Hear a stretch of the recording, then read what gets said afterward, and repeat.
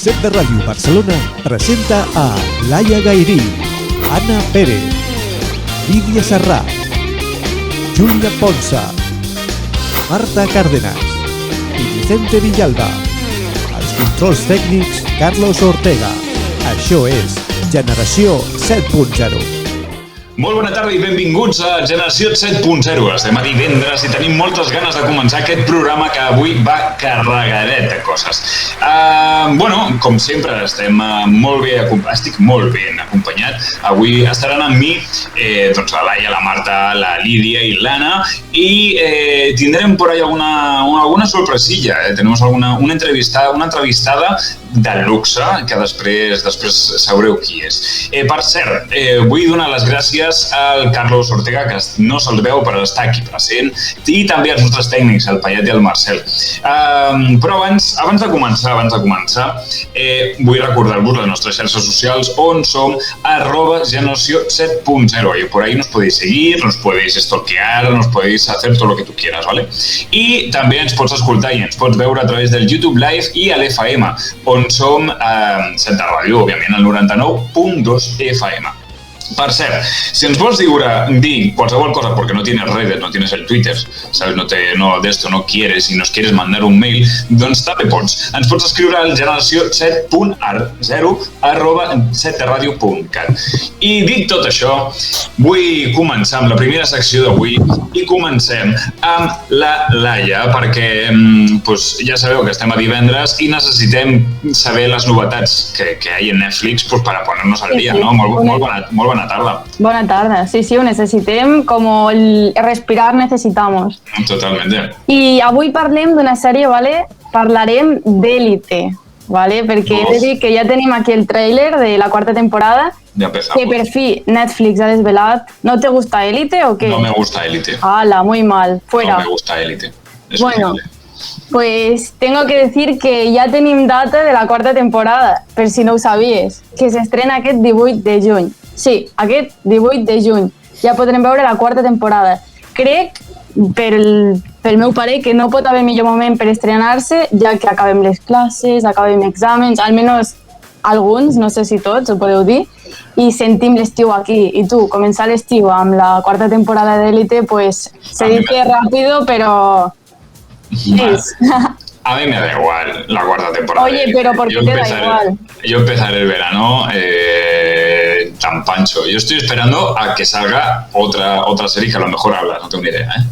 Bueno, pues hoy hablamos de Élite, porque yo sé que hay gente que sí que le importa, como a mí. Però què sabem sobre la quarta temporada d'Élite? Doncs si mirem el tràiler veiem que comença amb una ambulància. Per tant, problemes. Què vol dir? Que hi haurà conflictes i inclús molt probablement algú mori. Qui? No ho sabem de moment, ni si passarà, però jo faig les meves hipòtesis, així que jo crec que algú morirà.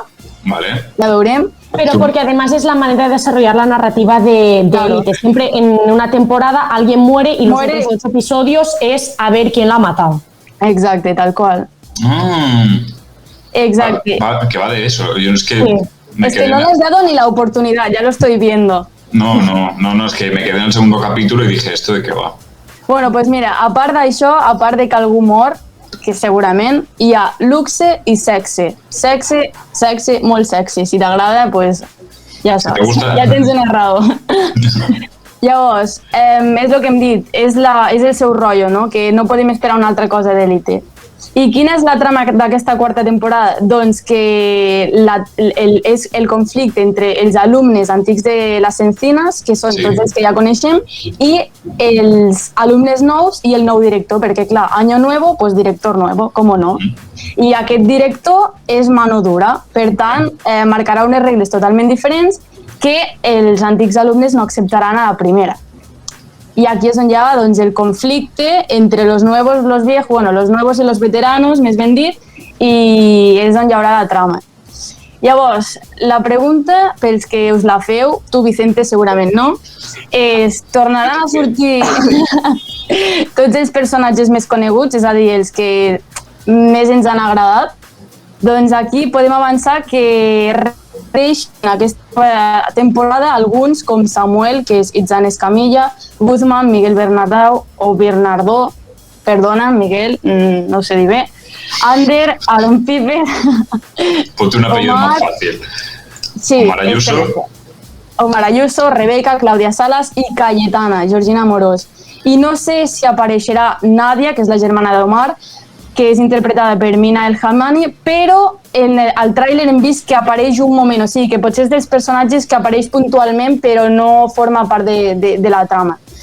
I què més? La resta de personatges més coneguts, com Carla, que és la famosa Esther Expósito, pues, no apareixeran, vull dir que ho sento per la gent que és molt fan o que li agrada perquè s'ha de dir que és guapa, les coses com són. Tampoc Polo, Lu o Valerio, que creiem que no apareixeran.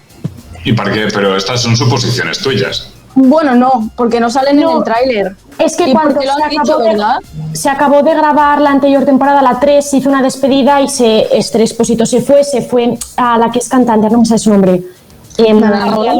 La Dana Paola, entonces hicieron una despedida que les dieron flores y todo, ya no volverán a grabar Élite. Sí, o sea que adiós muy buenas, pero vienen otros nuevos que seguramente conoceréis, que és primer el director nou, que és Benjamín Diego Martín, i els seus 3 fills, que són Ari Blanco, que ho interpreta Carla Díaz, Mencia Blanco, que ho interpreta Martina Caridi, i Patrick Blanco, que és Manu Ríos, que segurament el coneixereu d'Instagram, i el guanyador del 2018 de Factor X Espanya, que no sé si us sona, que és Paul Grange, que el seu personatge es diu Philip Florian i serà un príncep. És a dir, ricos y a ver qué tal. Bueno, pues de lo que se estila esta serie. Pues sí, ricos que practican, que juegan mucho a dominó. Oye, pero te digo una cosa, tienes que darle una oportunidad, porque igual te sorprende, ¿sabes? Igual, ¿no? Es que esto es como a mí me dijeron, mírate la de los Boys, no, de Boys no. ¿Cuál? La de esa que son unos chicos... Top Boys, o ¿cómo se digo? Algo así. No, los hot boys, no, que son strippers. Sí, Top Boy, ¿no? O algo así. Sí. Pues a ti también va a agradar, ¿eh? Pues furullo. Pero ¿hasta qué episodio viste? Todo, me lo tragué todo. Pues luego la hater soy yo, majo. Luego la hater de serie soy yo. Bueno, nos hacemos ahí el relevo. Vale. Bueno, seguim perquè hi ha més coses de dir d'Élite. Ho sento, Vicente. Avui no m'he portat bé amb tu. Madre mia. Perquè què és això que s'està parlant tant d'Élite Week? Perquè Netflix està preparant algo amb Élite i no sols és l'estreno del dia 18, sinó que és la setmana d'Élite, bueno, ja ho diu el nom, que es farà un estreno cada dia de Élite Històries Breves, ¿vale? És a dir, es farà un estreno el dia, que ho tinc per aquí, ara us ho dic, el dia 14 de juny a una història de Guzmán, Calla i Rebe, el dia 15 de juny de Nadia i Guzmán, per molta gent que vol saber aquesta història per on anirà, el dia 16 de juny Ander, Omar i Alexis, i el 17 de juny Carla i Samuel, que també és una història que a molta gent li interessa, almenys a mi, i el 18 de juny l'estreno de la quarta temporada. Per tant, és una setmaneta que si ens agrada Élite, preparem-nos. Toma ja. Sí, vull dir... Va ser intensita. Sí, no sé què us sembla aquesta estratègia que ha fet Netflix amb els creadors de la sèrie. Es para un poco darle un poquito de hype, ¿no? Antes del estreno, claro. Y que la gente esté ya enganchadita a ver qué es lo que puede pasar, ¿no? Yo lo entiendo. Está muy enganchada a Élite. Sí. Éxito mundial, Élite. No, tal cual, internacional.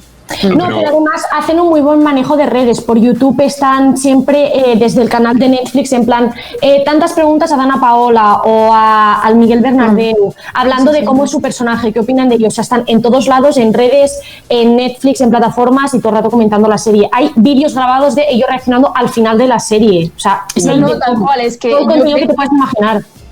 Està molt bé. I bueno, després de dir això d'Élite i soltar-ho així tal qual, vull dir que, recordar que Netflix també ha confirmat la data de l'estrena de la temporada 5 de La Casa de Papel, que esta no sé si te gusta. Sí. Esta es la que yo te iba a decir antes porque es la que sí que me gusta. Esta sí, ¿no? Bueno, y saben que el volum 1 s'estrenarà el 3 de setembre i el volum 2 el 3 de desembre, o sigui que queda molt, però el temps passa superràpid i d'aquí res ja ho podrem veure. Mira, això no ho sabia jo, no sabia que iban a sacar como dos temporadas de esto. Van dir que com que seria el final de la sèrie, ho traurien amb 2 volums i així com una despedida, saps? Repartir el éxito, vamos. Exacte, repartir. Home, és que si se fa així de cop, pues queda com una mica així, saps? Te queda como pobre la cosa. Exacte. Pero bueno, estrategias, mira. Claro. Bueno, ¿y qué? No, entonces, para este fin de semana, la gente que si quiere ver algo, ¿qué? La gente tiene que esperar. No, mira, que se vayan a tomar algo, cara que pueden. Para los de HBO, que nunca digo nada, teniu lo de Friends, bueno, sí, que ja sabem més, però ho podeu mirar. Així que és de la reunió que no sé si a vosaltres, a veure què us sembla, pero, oye, si te gusta Friends y eres un fan, pues pa'lante. Pues sí. Ay, ¿yo puedo hacer una recomendación de una serie? Claro. La Julia, en honor a ella que no está aquí, me recomendó una serie que se llama El baile de las luciérnagas. Uy, no, esta no. Uy, sí. Esta pues no. brutal, ¿eh? No, a ver, déjame hablar. Cuenta su opinión. Gente, hoy no te gusta nada, no sé. Espera, explica, Lidia. Cuenta. Porque es una serie para nosotras. Las protagonistas son 2 periodistas que son mejas desde que eran jovencicas que viven en la calle de las luciérnagas, iba a decir libélulas. Las luciérnagas. Entonces, a ver, obviamente tiene fallos, hay cosas que no están muy guay, como es el estereotipo de cada una de ellas, pero sí que es guay ver cómo funciona todo el mundo del periodismo, desde cómo eran las reacciones en los 80, cómo van evolucionando. La serie actual, o sea, la trama principal se desarrolla en el 2003, entonces hace vuelta atrás en los 80 y demás, entonces viendo toda esa evolución del periodismo está muy guay. Y la relación entre ellas dos me parece adorable y que me recuerda a la serie Grace and Frankie, que me encanta, y me recuerdan a ellas dos, pero siendo periodistas. Entonces, bueno, si os gustan estas tramas así de amigas muy tiernas y, bueno, dando toques de periodismo, pues está muy guay. A mí me ha entretenido, la verdad. A mi m'ha agradat molt, també, així que la recomanem i... El baile de las luciérnagas. No, realment val la pena. O sigui, està... ¿Tú qué opinas? ¿Lo has visto? No, tú lo has visto, Vicente. Entonces... pues llavors... No, porque no estoy diciendo nada malo. No he dicho nada malo. Bueno. Somos periodistas rigurosas y dando argumentos. Si no lo has visto, no puedes opinar. Toma ya. Oye, ¿por qué no? Pero te digo una cosa, no me gusta que termine, bueno, es que claro, no ha terminado, pero no digo al final, ¿eh? No digo nada. Uf, ya empieza la otra con el Cuando salga spoiler. la próxima temporada veremos, porque se acaba así un poco, ¿sabes? Vale. No, es que a mí me quedan los últimos 10 minutos. Mira, por eso. como sigamos así, nos vas a desvelar hasta el final de la 4ª temporada de Élite, ¿sabes? No ha salido ya y ya sabemos cómo acaba, como muertos. Bueno, Laia, moltes gràcies per les recomanacions que ens has fet i esperando la salida de Élite y de La Casa de Papel, que yo, de verdad, esa sí que la voy a ver. La otra, estoy ahí en duda. Y nos vamos porque la Marta y la Lidia se han ido a entrevistar a Bárbara de Hispania Nostra y vamos a escuchar esta entrevista. Pues estamos con Bárbara Cordero, una de las directores generales de Hispania Nostra, que es una asociación sin ánimo de lucro para la investigación, la protección y difusión del patrimonio cultural y natural de España. A través de sus campañas preservan elementos de todo el territorio español que se encuentran en riesgo de desaparición o destrucción, a la vez que difunden y conciencian a la sociedad de la importancia de cuidar nuestro patrimonio cultural. Tienen una red de asociaciones con las que colaboran para lograr sus objetivos sociales y culturales conjuntamente. Buenas tardes, buena mañana, Bárbara. Hola, muy buenos días, muy buena mañana, sí. Primero nosotros queríamos preguntarte, primero de todo, cómo de importante es que exista una asociación como Hispania Nostra. Bueno, yo creo que es muy importante porque la Asociación Hispania Nostra tiene una larga trayectoria, se crea en España en el año 1976, con lo cual Bueno, dentro de poco cumpliremos el 50 aniversario y es una asociación que se crea para la defensa, salvaguarda y puesta en valor del patrimonio cultural y natural que hay en España, que es un patrimonio riquísimo. Entonces, bueno, yo creo que es una herramienta fundamental porque cada vez más hay una mayor participación por parte de la sociedad civil en lo que tiene que ver con esa conservación del patrimonio. Y luego también nos queríamos preguntar cómo fueron los inicios de la asociación y cómo empezasteis a colaborar con una red de asociaciones por todo el territorio español, que hemos visto que en vuestra web tenéis por todas las comunidades diferentes asociaciones que están unidas a vosotros. Pues la asociación, como os decía, se creó en el año 76 y nace prácticamente en sintonía con la panfederación europea más importante que hay en materia de defensa del patrimonio cultural, que es Europa Nostra y que está dentro de la Unión Europea. Europa Nostra se crea en el año 63 y enseguida surgen sinergias entre Europa e Hispania Nostra y bueno, pues caminamos un poco de la mano. Nace además en sintonía con lo que por aquel entonces se denominó el año de la arquitectura. La verdad es que los inicios de la Asociación Hispania Nostra se dan poquito a poco, son principalmente 4 mujeres las que ponen en marcha una iniciativa como es la nuestra. Y lo que hemos hecho después nosotros pues ha sido ir conformando distintos equipos. Han pasado por distintos presidentes y presidentas, como la actual presidenta, que ahora mismo es Araceli Pereda, y yo creo que uno de los éxitos en los que radica también la supervivencia de Hispania Nostra ha sido que siempre ha sido una asociación moderada y que ya desde un inicio con una idea muy moderna, porque hablabas de la red de asociaciones y desde hace muchísimos años que nosotros trabajamos con las asociaciones, intentamos reunirlas una vez al año en un encuentro que tiene lugar en distintos puntos de la geografía española, porque está claro que son las asociaciones locales las que defienden muchísimo su patrimonio y todo lo que tiene que ver con esa identidad a nivel local, a nivel regional y en cada pueblo. ¿Y qué consideráis que nos aporta como sociedad preservar y recordar esta cultura, nuestra cultura y nuestro patrimonio? ¿Perdona la pregunta? ¿Me la puedes repetir? ¿Qué es lo que creemos? ¿Qué nos aporta preservar y recordar nuestra cultura y patrimonio? Bueno, pues yo creo que lo que nos aporta principalmente es aprendernos a entender como pueblo y como historia. España es un país riquísimo en patrimonio, es el tercer país con mayor número de bienes declarados Patrimonio Mundial de la Humanidad por la UNESCO. Y porque además el patrimonio, al final, yo creo que lo más bonito del patrimonio no es el elemento físico en sí, que también, sino todo lo que vertebra a ese elemento, ¿no? Es identidad, es orgullo de pertenencia, es esa memoria histórica, en fin. Por aquí además en este país han pasado todos los pueblos, ¿no? O sea, aquí han pasado todas las culturas, todas las civilizaciones, han dejado su impronta y bueno, es un poco... como yo lo entiendo, forma parte de ese colectivo identitario de todos nosotros. Por eso es tan importante salvaguardar ese patrimonio para las generaciones futuras. Ahora que has nombrado la palabra patrimonio, es una palabra bastante abstracta. ¿Cuáles son los límites reales que se considera de patrimonio? Pues mira, es que la evolución del concepto el patrimonio, o sea, lo que es el concepto del patrimonio, la evolución de la propia palabra, bueno, pues lógicamente ha cambiado mucho, ¿no? Yo creo que antes nos referíamos siempre al patrimonio como a la parte física, ¿no? O sea, ese patrimonio histórico-artístico.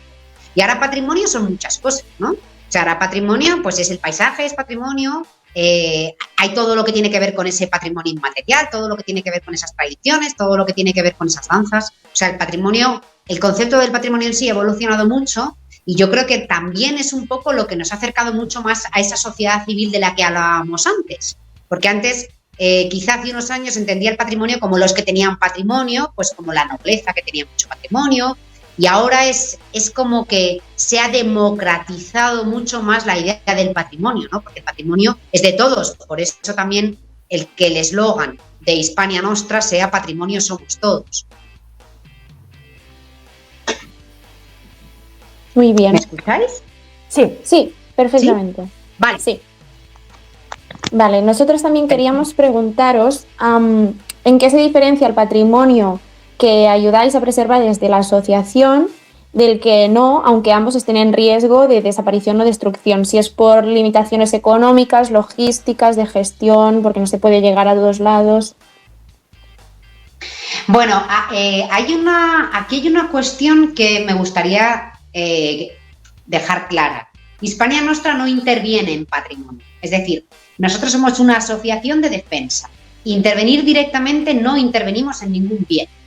No tenemos capacidad como para llegar hasta eso y tampoco es uno de los objetos de nuestra asociación. Nosotros lo que hacemos, los programas que desarrollamos son para su defensa. Por ejemplo, tenemos, como sabréis, todo lo que tiene que ver con la lista roja. Entonces, yo creo que hay muchas maneras de, sin tener que intervenir, sí que al final, gracias a esa sociedad civil, gracias a esas asociaciones, gracias a esa educación patrimonial en la que estamos trabajando mucho, lo que sí que podemos lograr es que desaparezca ese riesgo porque hayamos sido capaces de llegar hasta los colectivos o hacia aquellas políticas culturales que vayan a influir en ese bien. Pues, por ejemplo, sí que hemos podido llegar, por ejemplo, tenemos un ejemplo muy bonito que a mí siempre me gusta poner. Nosotros trabajamos con la asociación Punta Nati, que es una asociación que defendía, porque ya no tiene mucho sentido porque conseguimos que desapareciera el riesgo sobre el paisaje cultural de la piedra en seco en Menorca, pero nos apoyamos mucho los unos a los otros, nosotros les dimos muchísimo apoyo, ellos trabajaron muy bien en esa defensa y consiguieron que el parque eólico que se quería, no era un parque eólico, era un parque fotovoltaico, perdón, que se quería instaurar en ese área protegida de Menorca, que además es reserva de la biosfera, bueno, pues consiguiéramos que juntos y de la mano desapareciera el riesgo. Entonces, no es que haya una parte monetaria, como si dijéramos, pero hay otras maneras en las que podemos influir para salvaguardar, para la defensa de ese patrimonio. Has hablado de las listas y en vuestra web aparecen la lista verde, la lista roja y la lista negra.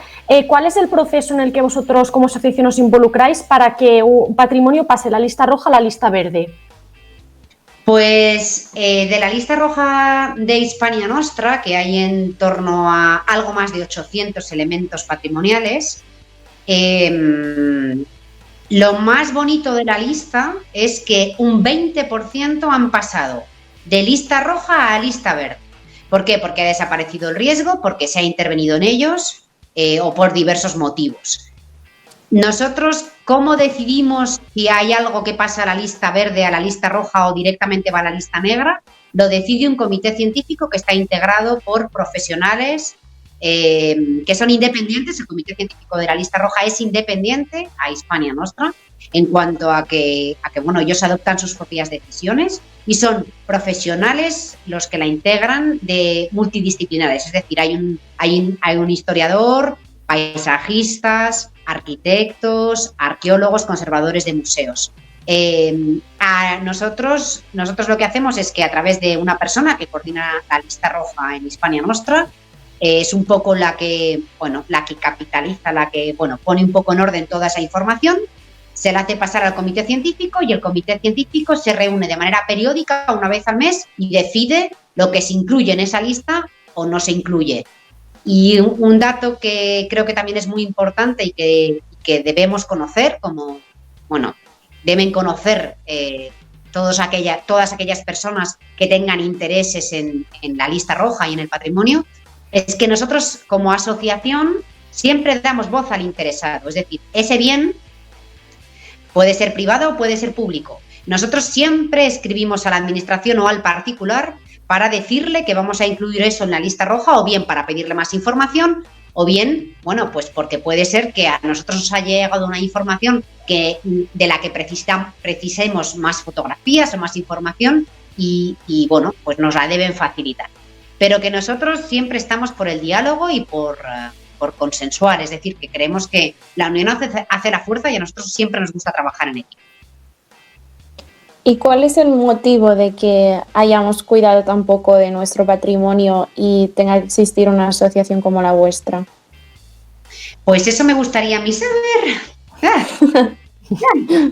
Pues no lo sé, la verdad, eso nos gustaría saber mucho a nosotros, bueno, porque al final, después de muchos años trabajando en patrimonio,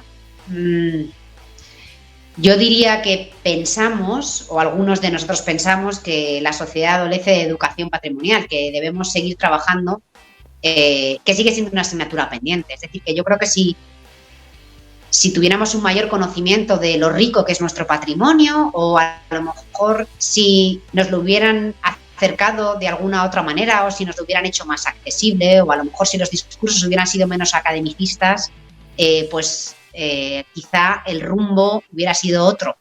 Y a lo mejor hubiéramos conseguido despertar más la sensibilidad hacia ese patrimonio. Entonces, bueno, siempre en clave positivo pensamos que hay que seguir trabajando y que hay que empezar a trabajar de otra manera, o hay que seguir incidiendo en esa educación patrimonial para que todos nosotros entendamos que al final lo que hacemos es reconocernos en ese patrimonio. Yo me siento orgullosísima del país del que formo parte, yo me siento orgullosísima del patrimonio que tengo, y tanto es así que puedo decir que España es el país más premiado por la Unión Europea, porque España cuenta con grandes profesionales que trabajan en patrimonio. Es decir, que somos un gran país, solo que quizá deberíamos creérnoslo más, y a lo mejor no hemos sabido llegar lo suficiente. En cuanto a los propietarios del patrimonio que ayudáis a recuperar, ¿cuáles son las responsabilidades civiles y judiciales que tienen una vez su edificio, su monumento está en un estado crítico y debe ser una asociación la que ayude a recuperarlo? No tienen ninguna responsabilidad y pueden declararse insolventes y que sea una asociación o el gobierno la que ayude a recuperarlo. Bueno, es que hay un problema importante con eso. Sí, ellos sí tienen una responsabilidad, claro. La responsabilidad última al final siempre es la del Estado. Y luego hay un problema importante que a mí también me gusta y que creo que es de justicia decir, y es que no es fácil. Muchas veces se entiende que el patrimonio recae en familias adineradas y que tienen capacidad como para mantener ese patrimonio, y muchas veces no es así. Nosotros, yo os cuento un poco nuestra experiencia. Aquí a veces llegan particulares que verdaderamente no saben muy bien qué hacer con todo lo que tienen, porque como sabéis, además, las intervenciones en patrimonio suelen ser siempre costosas. ¿Y cuál es el problema? Que yo creo que también acucia mucho en muchos de estos casos a los propietarios particulares. Primero, que son proindivisos, con lo cual se encuentran con que es una titularidad en la que hay varios miembros de la familia. Muchas veces son herencias, pues que llegan cuando hay parte de la familia que ni siquiera vive ya en el país, que es difícil de localizar. Y luego las obras en patrimonio suelen ser siempre costosas, o sea, siempre estamos hablando de importes de importes, de presupuestos grandes, o sea, que se dan ahí varios factores. Y luego, como tampoco hay una capacidad, porque esta es otra, o sea, no hay una conservación preventiva. El problema que tenemos es que esto es como todo, o sea, en el momento en el que entra el agua, por ejemplo, pues ya no digo que se vaya a ser una ruina, pero sí que es muy rápido, ¿no? O sea, se deteriora todo muy rápido. Es como cuando cierras una casa, el patrimonio hay que darle un uso y ese patrimonio tiene que estar abierto. O sea, que son muchos los factores. ¿Qué se puede hacer en estos casos? Bueno, siempre poder intentar revertir la propiedad particular, hacer una donación, por ejemplo, a los ayuntamientos, a las administraciones. Pero también es verdad que la administración al final tampoco tiene la capacidad muchas veces para mantener ese patrimonio. Entonces, es una solución difícil que yo creo que a lo mejor, pues a través de una asociación local, empujando entre todos y sobre todo entendiendo que el patrimonio puede concebirse como una oportunidad y que sin duda contribuye al desarrollo social y económico de los pueblos, y puede ser un revulsivo para su desarrollo, para el desarrollo de la zona, ¿no? A lo mejor es una de las soluciones que se le podría dar a esa España despoblada. No es fácil. En términos de vuestra organización un poco más interna, hemos visto que aparecen delegados de diferentes comunidades autónomas y queríamos preguntaros a ti, Bárbara, ¿cuál es su función dentro de la asociación? Perdona, la mía, a lo que yo me dedico en Hispania. No, la de los delegados. Pues eso explico. Hispania Nostra, la mayor parte de sus socios los tiene en Madrid, principalmente porque en Madrid siempre ha estado la oficina física y porque entonces, bueno, eso a nosotros nos ha posibilitado, posibilitado no, al final el estar en Madrid, bueno, pues las circunstancias se han dado así, por lo tanto muchas de las jornadas y de los eventos durante mucho tiempo los hemos hecho aquí, al margen, independientemente de la reunión de asociaciones. ¿De qué nos hemos dado cuenta? Que para poder crecer el número de socios y sobre todo para dar a conocer nuestra tarea de difusión, para todo lo que tiene que ver con la divulgación, necesitamos algunas palancas, necesitamos algún impulso. ¿Cómo lo hemos encontrado? A través de los delegados regionales. Hemos ido nombrando delegados, que no delegaciones, son delegados, son personas físicas como vosotras o como puedo ser yo, interesadas y que les gusta mucho el mundo del patrimonio, porque hay un poco de todo, o sea, hay desde profesores de universidad hasta médicos de profesión, hasta pasando por personas que trabajan en la administración pero que tienen tiempo y entonces, bueno, son auténticos amantes y conocedores mucho de su patrimonio, porque también nos hemos dado cuenta que para poder defender mejor el patrimonio tiene que ser en la cercanía, en lo cercano. Y nosotros no podemos llegar, lamentablemente, a toda España. Entonces, bueno, pues nos sirven como altavoz, nos sirven para localizar buenas prácticas, nos sirven, bueno, pues nos parece que pueden ayudarnos mucho y además también nos ayudan a tener una mayor representación. Cuando concedemos los premios Hispania Nostra, que se fallan todos los años, pues por ejemplo nos pueden ayudar en todos esos actos de representación, en los descubrimientos de las placas, en localizar patrimonio, en ayudarnos con la lista roja, en fin, son muchas las funciones que están encomendadas, que por supuesto todos ellos son voluntarios y bueno, pero también es verdad que como al final todos los que trabajamos aquí lo hacemos con pasión, pues ellos también se entregan y nos regalan su tiempo. Al final son auténticos héroes y auténticos filántropos. ¿Y la elección de los delegados es totalmente arbitraria o intentáis que haya un delegado por cada comunidad? Porque nos hemos fijado y en la Comunidad de Madrid y Cataluña, que son como las más relevantes en nuestro país, no hay ningún delegado, pero en comunidades como Aragón o Castilla-La Mancha hay un par. ¿A qué se debe este hecho? Bueno, se debe principalmente a que en el caso de Madrid nosotros no necesitamos delegado porque la delegación está en Madrid, con lo cual aquí siempre Madrid no nos hace falta porque lo tenemos cubierto con la junta directiva y con el personal que integra la asociación. Y en el caso de Cataluña es porque nos encantaría tener un delegado, pero no hemos sido capaces de dar con la persona. O sea, las dos personas que contactamos en un momento, no hemos terminado de ver si tienen el suficiente interés o, ha sido por una cosa meramente circunstancial, porque Cataluña tiene mucho patrimonio, nosotros tenemos muy poco patrimonio localizado en Cataluña porque tenemos muy pocos elementos en la lista roja y porque, como digo, como no hemos tenido nunca relación muy directa, pues lamentablemente es una parte que nos hemos perdido y que yo creo que es muy necesaria. O sea que, bueno, las propuestas son todas bienvenidas. Normalmente nosotros no se eligen de manera arbitraria. O sea, se trata de intentar tener una presencia en toda España. O sea, que necesitaríamos un delegado para Girona, otro para Barcelona y otro para Tarragona y otro para Lleida. O a lo mejor se podrían juntar dos. Es que esto depende un poco del perfil, ¿no? Porque bueno, hay comunidades en las que, por ejemplo, en Extremadura tenemos 2 delegados, pero bueno, porque Extremadura tiene muchísimo patrimonio y porque, bueno, ha coincidido también que había 2 personas que estaban muy interesadas, igual que en otras comunidades, como habréis visto, por ejemplo, en el caso de Castilla-La Mancha o Aragón, un poco por eso. Vale. ¿Me he explicado? Sí, perfectamente. Y para terminar, queríamos preguntarte que desde Hispania Nostra, ¿qué herramientas se utilizan para difundir la importancia de preservar el patrimonio a través de, por ejemplo, la educación?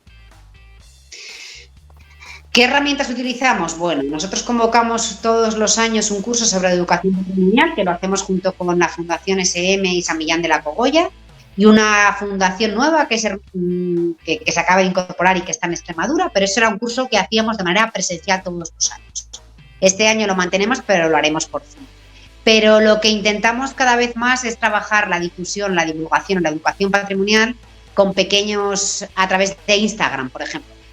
Ahora estamos trabajando mucho estamos intentando mejorar nuestras redes sociales. Lo hacemos a través de Facebook, Twitter y, como digo, Instagram a través de storytellings. Poco a poco intentamos trabajar más la difusión, porque es verdad que Hispania Nostra, pese a llevar muchísimos años, todavía es poco conocida, o nosotros creemos que debería ser más conocida de lo que es. Entonces, bueno, estamos intentando ver si a través de las redes sociales ganamos el número de socios y ganamos más visibilidad. Y luego intentamos aprovechar pues charlas como la que, bueno, pues este tipo de formatos, ¿no?, la que nos habéis invitado. Intentamos acudir siempre que se nos convoca, intentamos firmar un mayor número de convenios con las universidades, intentamos trabajar también a través de nuestra página web, en fin, estamos intentando segregar o ampliar un poco el espectro para conseguir pues mayor visibilidad, mayor número de socios y trabajar mejor la comunicación, que era una asignatura pendiente.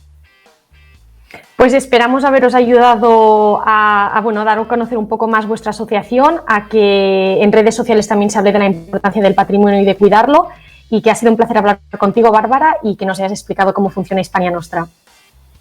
Bueno, pues nada, muchísimas gracias. Cualquier cosa, ya sabéis, además os dejo abierto, os invito también a que entréis en www.hispanianostra.org, porque además en la parte que tiene que ver con Hispania Nostra de autor, que es uno de los programas que nos inventamos el año pasado, ahí toda la gente joven y toda la gente en redes que quiera publicar, pues tiene, para hablar de temas de patrimonio naturalmente, pero tiene yo creo que una ventana abierta al mundo. Así que nosotros encantados. Y si os ocurre algún superdelegado para Cataluña, nosotros encantados de que nos hagáis llegar el currículum y nosotros lo estudiaremos con detenimiento. Eso sí que os lo puedo asegurar. Y muchísimas gracias siempre a vosotras por darnos.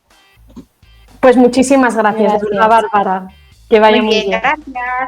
Adiós. Oye, qué bien, ¿no? Qué maja la Bárbara. Muy maja. ¿Qué tal las expectativas con ella? ¿Qué tal las vibras? La verdad que muy bien, estamos siempre muy contentas con las entrevistadas que tenemos porque son majísimas, muy agradables y se portan genial. Lidia, explica qué nos dijo después. Nos envió un mensaje diciéndonos que le encantaría que colaboráramos en el blog de Hispania Nostra porque hacen falta chicas jóvenes tan listas como nosotras. Gracias. Que nos digan chicas jóvenes listas, nos encanta.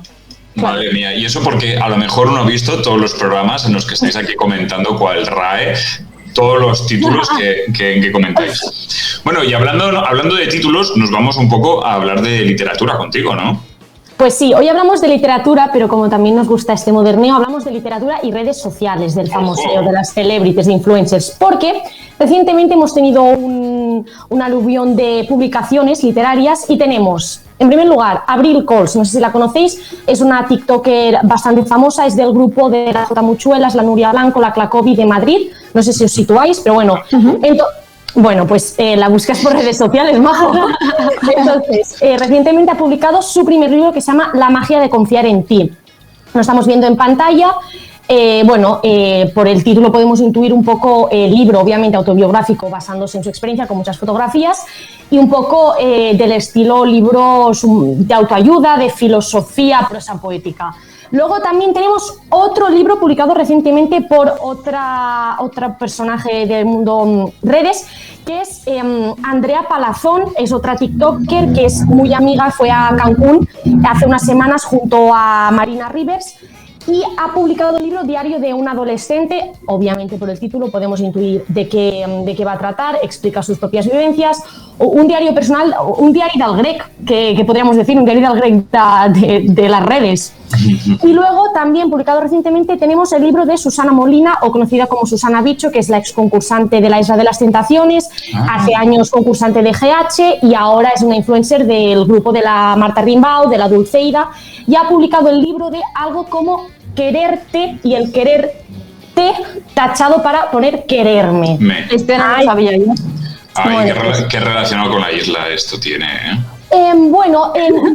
por lo que he leído no tiene ninguna relación. La relación es me quiero a mí misma, glow up, querámonos y bueno, esa filosofía, autoayuda y demás. Entonces, a todo esto, lo que vengo a hablar, este fenómeno de personajes públicos de las redes o del mundo famoseo que publican libros, porque ellas son 3 ejemplos de libros publicados recientemente, pero es que la cantidad de personajes que han publicado libros es enorme. Entonces tenemos, por ejemplo, la influencer Meri Turiel, no sé si la conocéis, pero es una influencer de Madrid. Entonces publicó, pero eso ya fue hace un par de años, el libro Iki, aquello por lo que merece la pena vivir. También la vimos la tónica de libros de autoayuda. Además, ella siempre habla de la palabra Ikigai. Hay un libro también que habla de esto, de dos periodistas. Ikigai es una palabra japonesa que designa el motor de vida, lo que tú buscas para alcanzar la felicidad y para seguir pues viviendo, básicamente.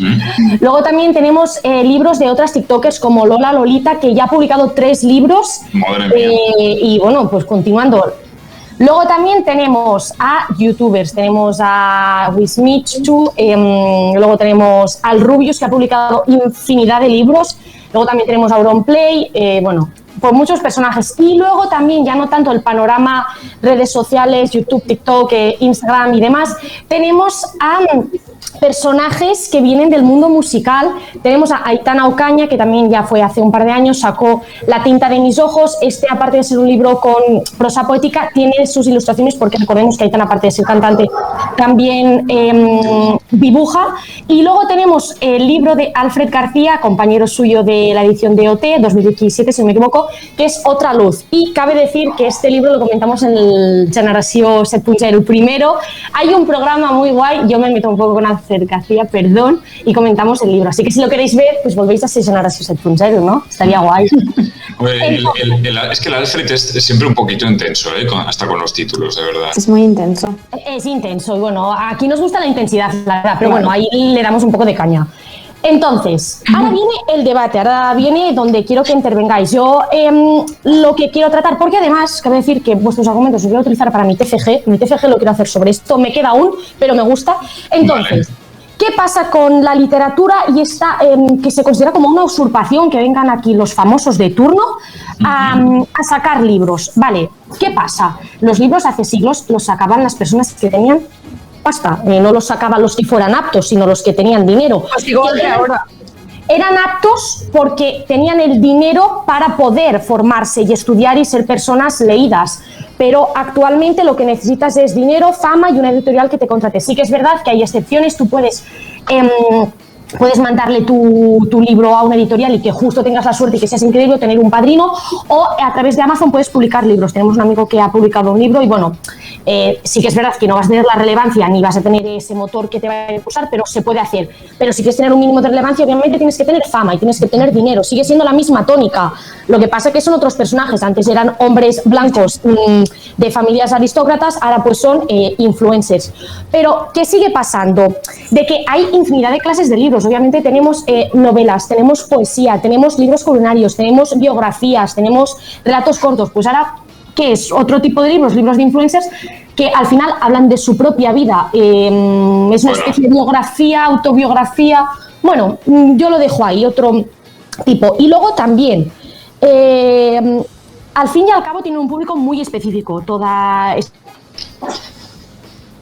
Uy, se te acaba de... ¿Ahora? Ahora. Se ha ido. Ay, perdón. Vale, joder. Ya estás. ¿Sí? Ya estás, vale.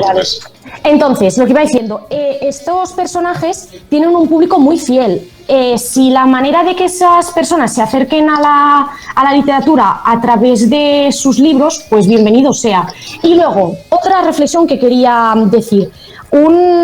A Josep María Pinto, que es un traductor que está especializado en la obra de Marcel Proust, que entrevistamos hace unos días junto a mi amiga Carlota para nuestro proyecto @entremots, nos explicó que para ser escritor hay que escribir todos los días. Bueno, no necesariamente, la verdad. A veces puede ser un momento de tu vida que justo te inspires y surja y tengas algo que contar y nunca más tengas algo que contar. Entonces, dado todos estos argumentos, quiero saber vuestra opinión. Contadme. Yo creo que es súper injusto, en plan, que unos niños que son famosos en las redes puedan publicar un libro y que una persona que escribe súper bien no se le dé esta oportunidad, porque seguramente tienen que pasar por 1000 editoriales para que les publique. Y es así, a ver, a mí no me gusta, en plan, que hagan libros cuando realmente los abres y solo hay imágenes suyas de, en plan, típiques publicacions d'Instagram amb Photoshop i tot, i 4 frases de sonríe, tal...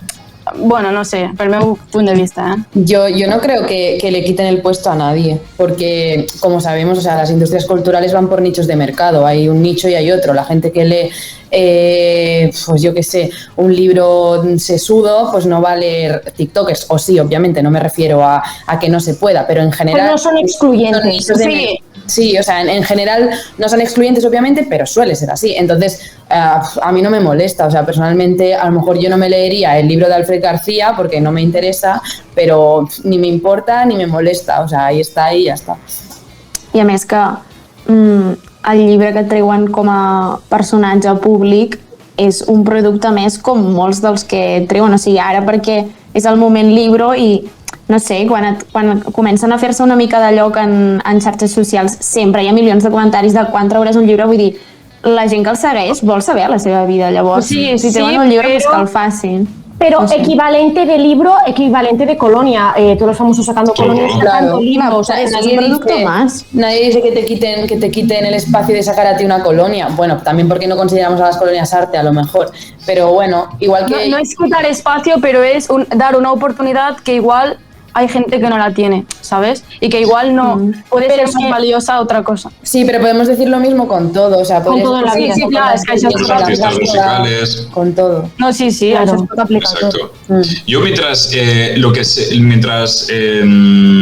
los que publican este tipo de publicaciones de libros no se crean mejor o superior que a una persona que ha estado trabajando y se ha documentado para hacer según qué tipo de novelas o según qué tipo de relato, me parece totalmente lícito que lo saquen. Tienen su público, como bien ha dicho Ana, así que... Por ejemplo, no se comparan, no se va a comparar Wismichu con Virginia Woolf, obviamente, pues tendrá su público cada uno y cada uno les leerá quien les tenga que leer. Exacto. Si le han dado la oportunidad, pues oye, que la disfrute. Exacto. Sí, tot i que aquí entres amb el debat de...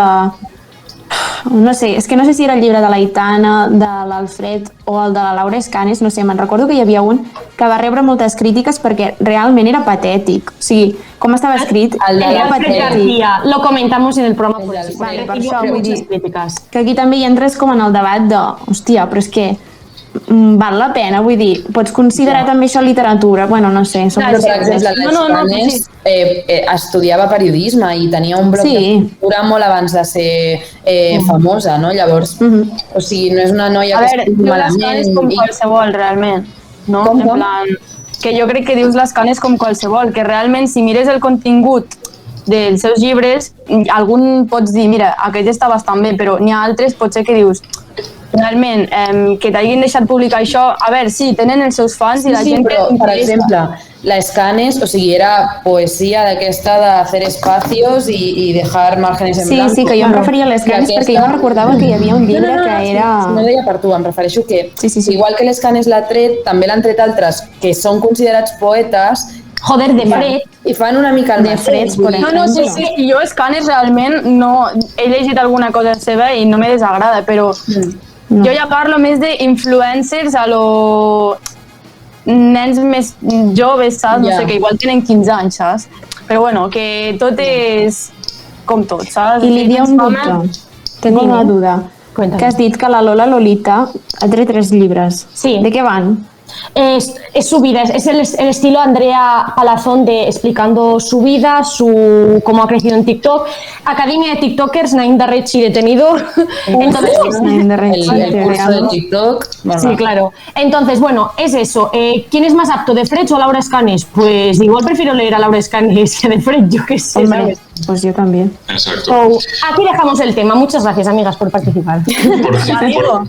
Por cierto, Lidia, que este fin de semana yo he estado en Gran Canaria.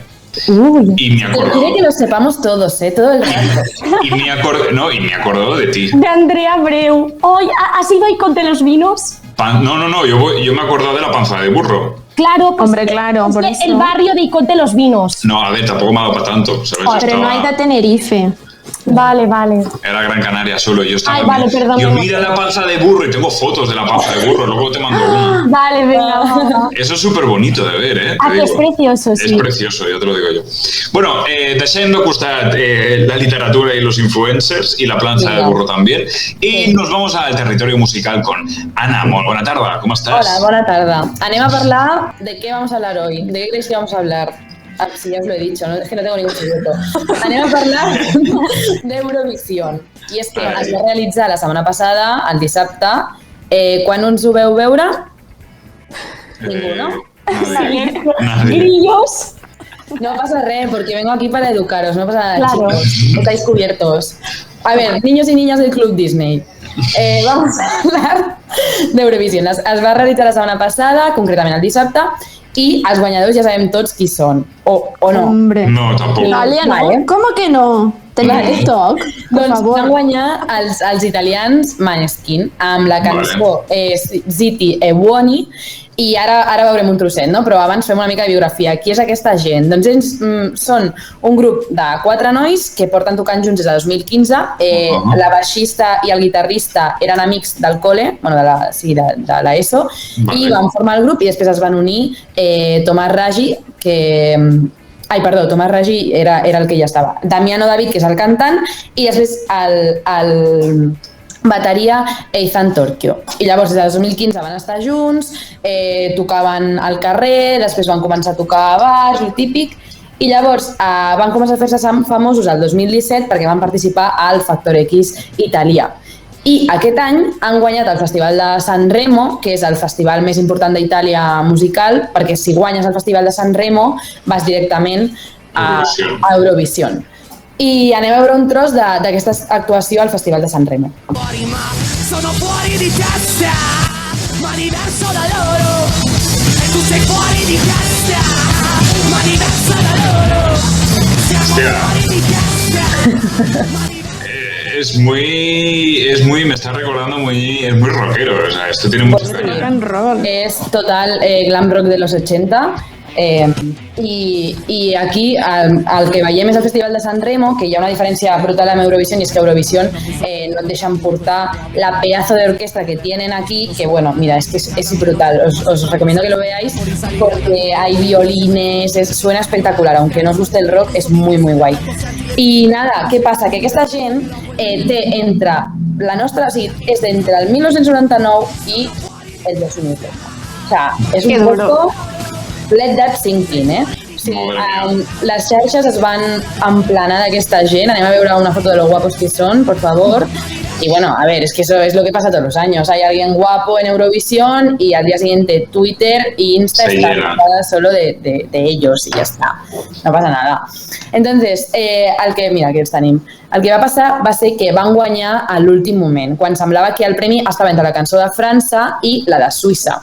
La de Suïssa concretament ens sonava molt a tots els habitants d'aquest país perquè és la mateixa que el leitmotiv de la sèrie documental de Telecinco sobre Rocío Carrasco, Contar la verdad para seguir viva. Escoltem també un trosset.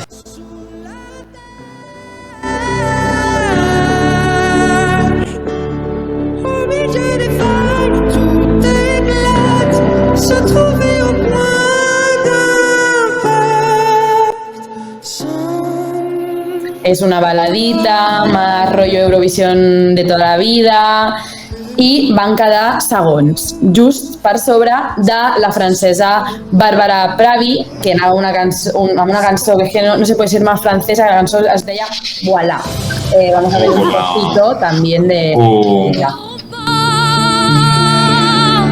C'est peu de choses, mais moi, tout ce que j'ai, je le dépose là. Voilà.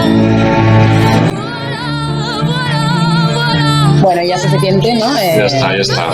Francesadas las justas, Las justas. Francesadas las justas. Francesadas las justas, o sea, bueno. Hemos saturado. Mi opinión. Concretamente, el jurado profesional estaba muy a favor de que ganara la francesa. Parecía que iba a ganar, pero cuando llegaron los votos del televoto, Italia ganó. Entonces, ¿qué pasa? Que quedó tercera Francia després de Suïssa. I des de França van voler desqualificar-la van voler desqualificar, els italians. Per què? Doncs perquè es va filtrar un vídeo en el que suposadament el cantant de Måneskin estava esnifando una ratllita de material... Mira. Ay. Yo creo que se le había caído algo, A veure, un moment. I van dir que no, al final.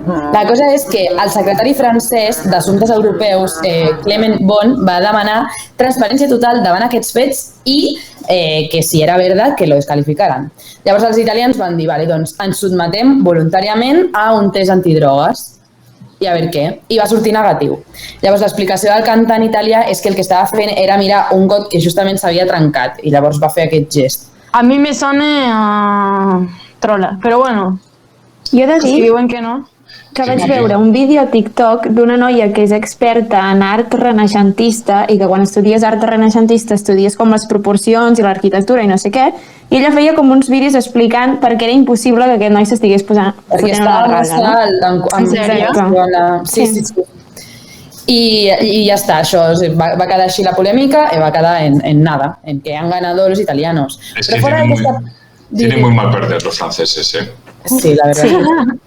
Fora d'aquesta polèmica, els islandesos també van quedar a prop de guanyar, van quedar en cinquè lloc, perdó, en quart lloc, i no van guanyar, però ganaron en nuestros corazones. Vamos a ver un trocito. Take some time, take a little time, take a little time. As it ages like wine. How does it keep getting better? Every day I'll find some new way. The time we spent together simply feels good. We got a good thing going. Me encantan, Es muy guay. De hecho, es mucho, o sea, a mí me gustaba muchísimo más la canción que iban a cantar, iban a actuar, a interpretar, vaya, el año pasado, porque era brutal. Era un temazo, junto con los de Rusia, también te digo. Sí, también era muy guay. Pero, ¿qué pasó con los islandeses? Pues que se tuvieron que confinar porque algunos dieron positivo y entonces este vídeo que hemos visto es una grabación de los ensayos, no es la grabación oficial del directo. Hostia, nada. Y en quinto lugar, que ahora sí que, madre mía, es que no sé contar, en quinto lugar quedó Ucrania, con una canción que no deja indiferent a ningú. A ver.